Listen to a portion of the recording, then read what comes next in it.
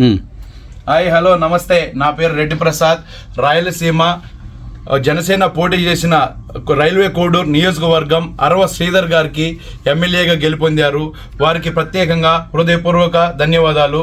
So అత్యధిక మెజారిటీతో జన సైనికులు చాలా పెంపొందించి అతన్ని గెలిపించారు. చాలా హ్యాపీగా ఉత్సాహంగా చాలా రైల్వే కోడూరు ప్రజలు రాయలసీమలో చాలా పండుగలు చేసుకుంటున్నారు. చాలా ఉత్సాహంగా హ్యాపీగా సంబరాలు చేసుకుంటున్నారు. So thank you so much జన సైనికులకు.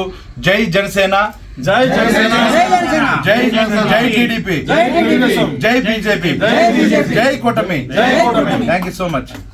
నమస్తే అండి. రెడ్డి ప్రసాద్ గారి గురించి నేను ఒకటి చెప్పాలనుకుంటున్నాను.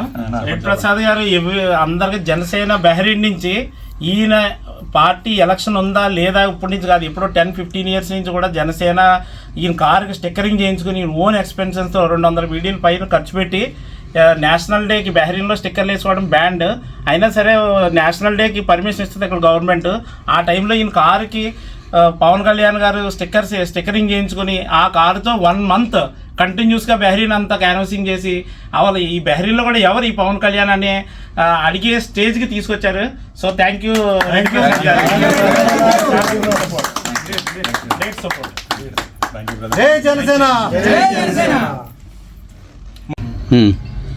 హాయ్ బ్రదర్స్, బెహ్రెయిన్ నుంచి. సో మీ అందరం కలవడం కారణం రాయుడు అన్న. ఇతనే మా పెద్ద దిక్కు. ఇతను మాకు 10 మందిని కలిపి మా అందరిని గ్యాదరింగ్ చేసి 10 మందికి ఇలా ఒక మీటింగ్ ఏర్పాటు చేసి ఎంతో కష్టపడి ఇండియాకి వెళ్ళి 2 నెలలు అతి తీవ్రంగా కష్టపడి మన కూటమికి సపోర్ట్ చేసి తిరిగి వచ్చారు. అంతకుముందు ఎప్పటి నుంచో ఎన్నో సంవత్సరాల నుంచి మమ్మల్ని అందరినీ కలిపి ప్రత్యేకంగా ఒకసారి కాకపోతే ఇంకొకసారి ఫోన్ చేసి మీటింగ్కి రావాలి అది ఇది అరేంజ్ చేసి చాలా చెప్పి మమ్మల్ని ముందుకు తీపిచ్చిన బెహ్రెయిన్లో ఏకైక వ్యక్తి ఫస్ట్ మా రాయుడు అన్న గారు. So thank you so much అన్న, ధన్యవాదాలు.